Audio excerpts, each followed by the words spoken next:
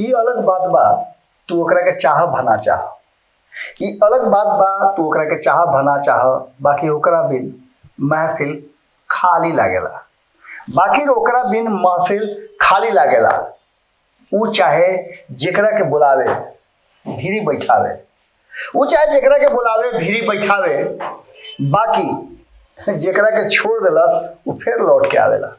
गोड़ लागतनी हेरा से अभिनंदन बरोलो के अपना कार्यक्रम जना के नाम फूटा टोक के कहल जाला कि बिहार राजनीति के अखाड़ा है, जननी है, प्रणेता है, राजनीति सिखौले बा। इस सारा बात जे कुछ भी रुआ सामने नजर आ रहा बा, इस सारा बात बिहार से शुरू होला और बिहार पर आके खत्म हो जाला।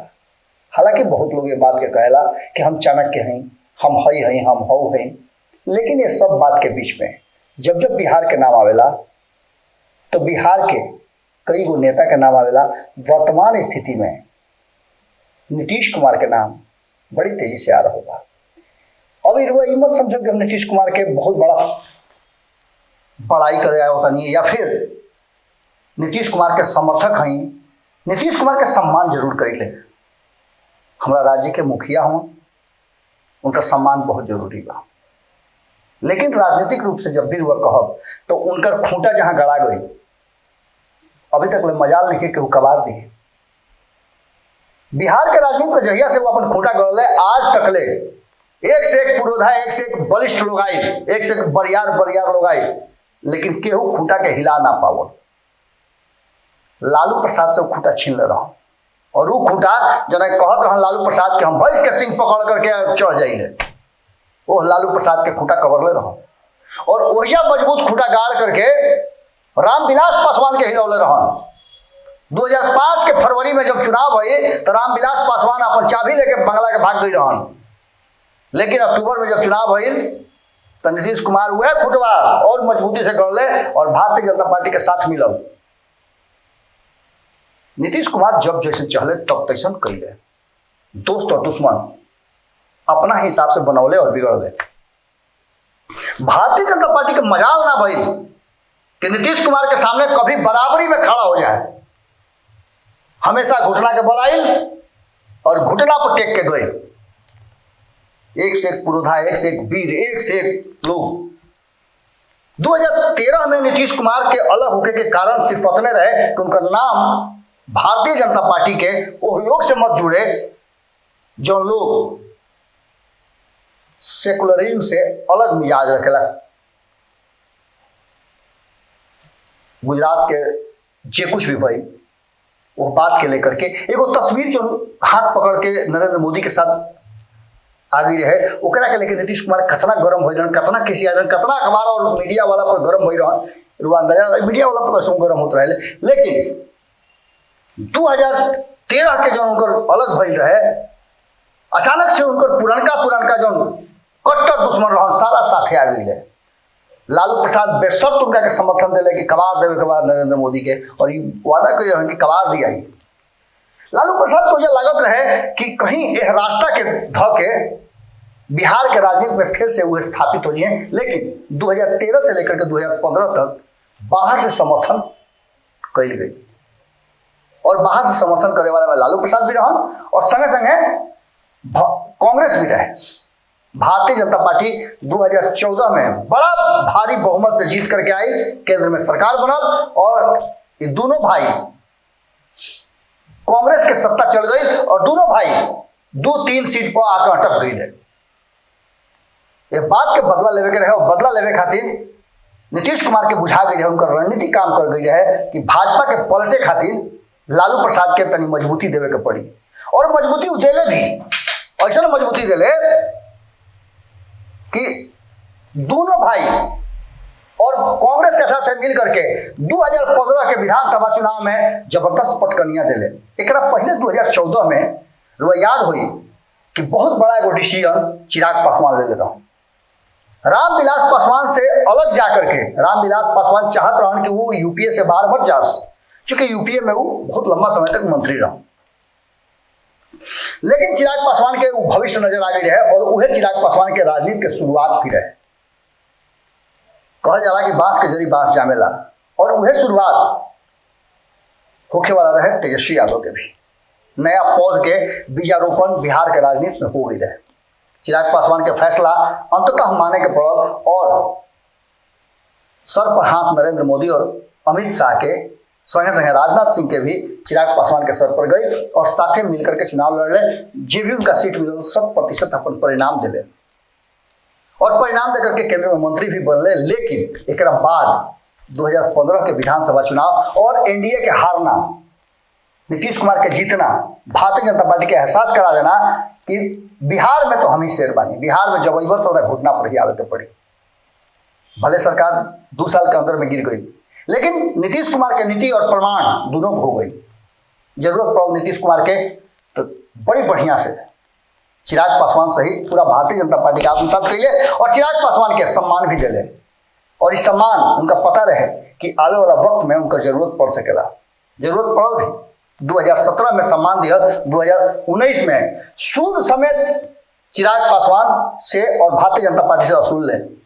17-17-6 के फॉर्मूला तय भई और अपने ना अपना विशिष्ट लोग खातिर भारतीय जनता पार्टी और चिराग पासवान के पार्टी से सीट छोड़े खातिर मजबूर के लिए मुंगेर के सीट खातिर कई लोग के सीट छोड़े के पड़ रहे और साथ ही भारतीय जनता पार्टी का अपन जीतल सीट छोड़ करके 17 पर आवे के पड़ रहे। इस सामान्य बात ना रहे, 5 गो अपना जीतल एमपी के बैठाना कम बात ना रहे भारतीय जनता पार्टी। लेकिन भारतीय जनता पार्टी के बात के पता रहे कि नीतीश कुमार के सामने तनला के मतलब बा कि खेला गड़बड़ा जाए। ओजा नीतीश कुमार की जरूरत रहे चिराग पासवान के और चिराग पासवान के साथे लेके चलले भी। लेकिन मामला बीच में गड़बड़ा गई। 2019 के चुनाव खत्म भइल ओकरा बाद से चिराग पासवान के साथ नीतीश कुमार के व्यवहार में अंतर। केंद्र में नरेंद्र मोदी के सरकार में चिराग पासवान के पार्टी शामिल हुई, लेकिन नीतीश कुमार अपना पार्टी के मोदी पार्ट 2 में मंत्रालय से बाहर रख ले और ये उनकर एक और बड़ा मूव रहे जना के लेकर के भारतीय जनता पार्टी अलर्ट तो रहले रहे लेकिन डेराइल भी रहे।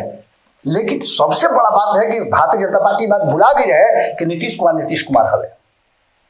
एक संगे और बात भई कि 2019 के चुनाव से पहले नीतीश कुमार जैसे ही गई एनडीए में पुनः 2017 में तो अपना पुरान दुश्मन लोग की वजह से धीरे धीरे सरकावे लगले। सबसे पहला खेल जो खराब भई वो भई जीतन राम मांझी के रुआ पते बा कि 2014 में चुनाव हारला के बाद नैतिकता के दुहाई दे करके उनका के मुख्यमंत्री बनल और जब फिर उनका बुझा गई कि इतनी बेहद होता रहे उनका के कुर्सी पर से उतार ले। भारतीय जनता पार्टी के तब भी औकात दिखौले रहन लालू प्रसाद के साथ मिल करके और बहुमत सिद्ध करने से पहले ही इस्तीफा दे करके हटे के पड़ल जीतन राम मांझी के। वो जीतन राम मांझी सबसे पहले एनडीए से बाहर भइले जब नीतीश कुमार उजा गईले और मान सम्मान के दुहाई दे करके महागठबंधन में आ गईले। अब दूसरका नंबर रहे उपेंद्र कुशवाहा के, जो उपेंद्र कुशवाहा नीतीश कुमार के कभी पुरान साथी रहन लेकिन उनकर रहला से ओजा उनका कद पद में कमी होत रहे। 2019 के चुनाव में सेटिंग गेटिंग में गड़बड़ाए के रहे, ये चलते उनका के हटा दिले और जानत रहन कि इनका प्रभाव से ज्यादा रामविलास पासवान के प्रभाव बा और ये प्रभाव के बरकरार करते हुए उपेंद्र कुशवाहा के ऐसा स्थिति पैदा हुई कि उनका बाहर के रास्ता देखे के पड़ो। उपेंद्र कुशवाहा फिर महागठबंधन में आ गए और 2019 के चुनाव महागठबंधन के साथ लड़ले। हालांकि परिणाम महागठबंधन के फेवर में ना गई और नीतीश कुमार के बड़ा मूव रहे जो उनकी एक तीर से कई गो शिकार कर दिले रहा।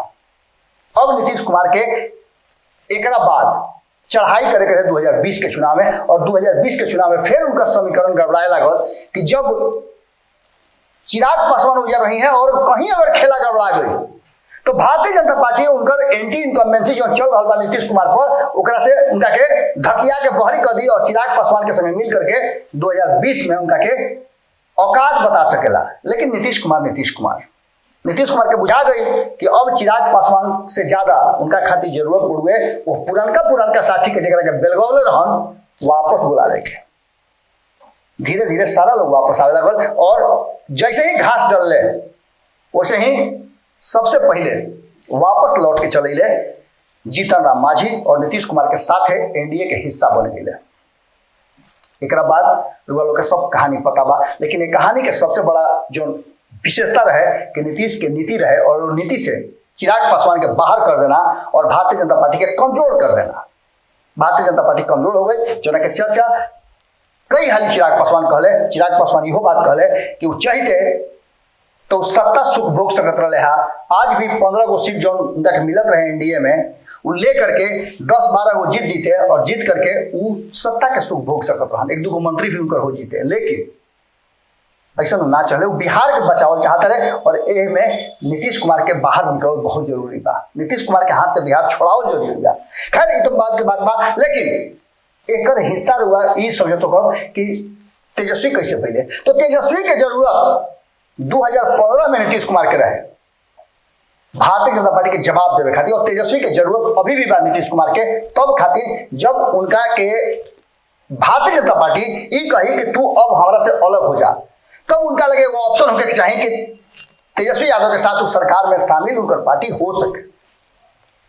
उपेंद्र कुशवाहा की कहानी रुआ पता बा कि जैसे उनका के 2019 में बाहर होने की जरूरत पड़, 2020 में उनका के शामिल भी कर सकते रहे, लेकिन उनका पता रहे कि उपेंद्र कुशवाहा से उनकर अभी वर्तमान स्थिति में ना पड़ सकेला। वो पुरान संघाती हवे भारतीय जनता पार्टी के, उनका से ज्यादा वो भारतीय जनता पार्टी के तरफ शिफ्ट कर सकेले, लेकिन जीतन राम मांझी को उतना वो अधिकार ना दिले जना के लेकर के जीतन राम मांझी आगे बढ़ सकस। और निश्चित रूप से जीतन राम मांझी या कोई भी अन्य लोग शामिल हुई तो सीट कहीं ना कहीं कटित नीतीश कुमार के।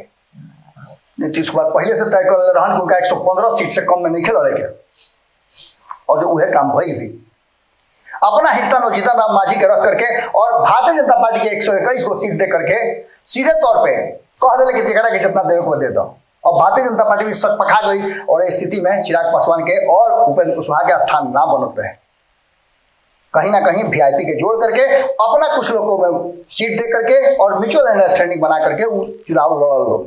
अब स्थिति बा कि आवे वाला जो स्थिति बा ओकरा में नीतीश कुमार कहीं ना कहीं रणनीति बना रहा है। उनका ये बात समझ में आता कि बंगाल चुनाव होके चाहे अन्य जगह होके, कहीं ना कहीं भारतीय जनता पार्टी कभी भी उनका के झटका दे सकेला। एक खातिर वो तैयारी कर रहा है, और तैयारी में अब फिर उनका जरूरत महसूस होखे लागल उपेंद्र कुशवाहा के। उपेंद्र कुशवाहा के फिर बोलहटा पर बोलहटा जा रहा बा।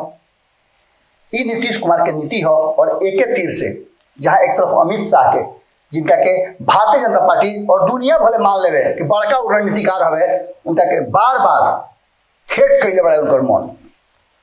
दूसर का तरफ चिराग पासवान के पूरी तरह से वो हेट करने के प्रयास के लिए, लेकिन चिराग पासवान जौन 2014 में मूव ले रहन एनडीए के साथ जाए के, आज भी एनडीए के हिस्सा अपने को मानते हुए वो नीतीश कुमार के खिलाफ बिहार में अपना पार्टी के एलजेपी के एक नया कलेवर नया तेवर के साथ खड़ा कर देने वाले, और नीतीश कुमार से फरियावे खातिर अड्डा और खूंटा दोनों गाड़ देने वाले।